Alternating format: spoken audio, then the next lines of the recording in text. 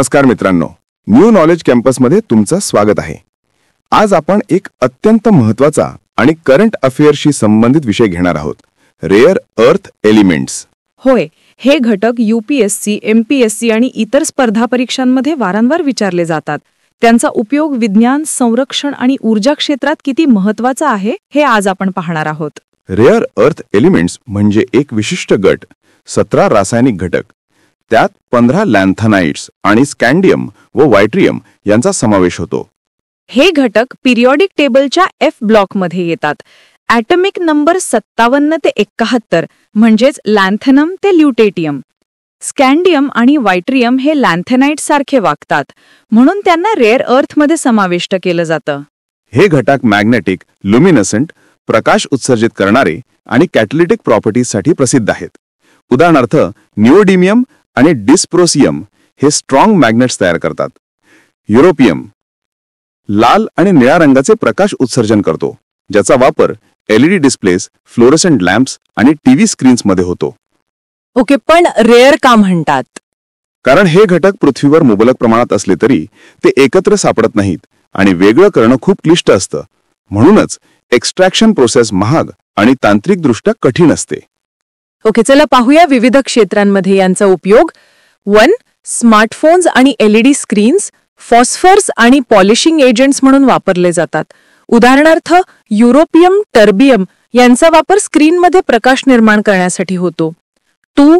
Clean energy, wind turbines आणि electric vehicle मोटर्समध्ये NdPr-Dy वापरून परमनंट मॅग्नेट्स तयार केले जातात। हे मॅग्नेट्स ऊर्जा कार्यक्षमतेसाठी अत्यंत महत्त्वाचे आहेत। 3. Defence sector, guidance systems, sensors आणि इलेक्ट्रॉनिक वॉरफेअर उपकरणांमध्ये वापर, यामुळे हाय परफॉर्मन्स अलॉयज आणि प्रिसिजन इलेक्ट्रॉनिक्स तयार होतात। 4. Medical applications, MRI contrast agents, lasers आणि ऑप्टिकल इन्स्ट्रुमेंट्समध्ये वापर। उदाहरणार्थ गॅडोलिनियम MRI मध्ये कॉन्ट्रास्ट वाढवण्यासाठी वापरला जातो।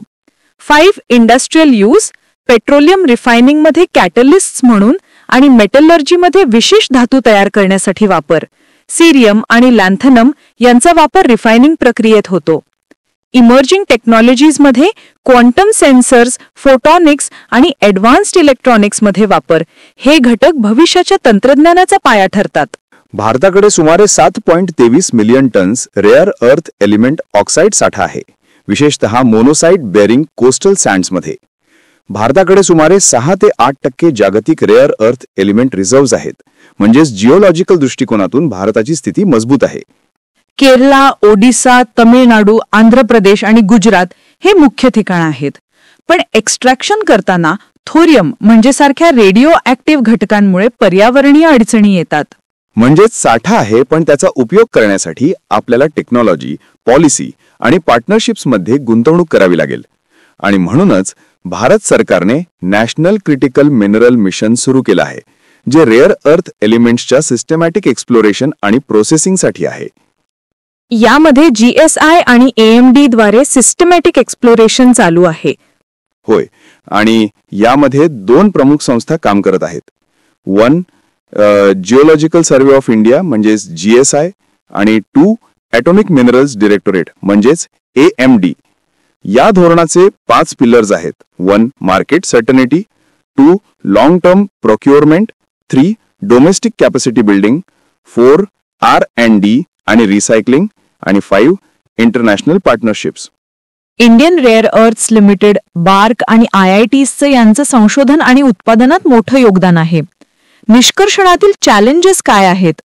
निष्कर्षणातील चॅलेंजेस: रेअर अर्थ एलिमेंट्स एकमेकांसारखे वागतात, त्यामुळे सेपरेशन केमिस्ट्री खूप कॉम्प्लेक्स असते। मोनोझाईटमध्ये थोरियम असतो, जो रेडिओ ॲक्टिव्ह आहे, त्यामुळे वेस्ट मॅनेजमेंट आणि सेफ्टी प्रोटोकॉल्स आवश्यक असतात। इंडियाकडे डाऊनस्ट्रीम प्रोसेसिंग कॅपॅसिटी कमी आहे आणि चीनवर डिपेंडन्सी जास्त आहे, त्यामुळे जिओपॉलिटिकल रिस्क वाढते। मित्रांनो, रेअर अर्थ एलिमेंट्स हा विषय केवळ विज्ञानापुरता मर्यादित नाही, तो नॅशनल सिक्युरिटी, एनर्जी इंडिपेंडन्स आणि जागतिक व्यापाराशी संबंधित आहे। अशाच अभ्यासपूर्ण व्हिडिओसाठी चॅनलला सबस्क्राईब करा आणि तुमच्या मित्रांसोबत शेअर करायला विसरू नका।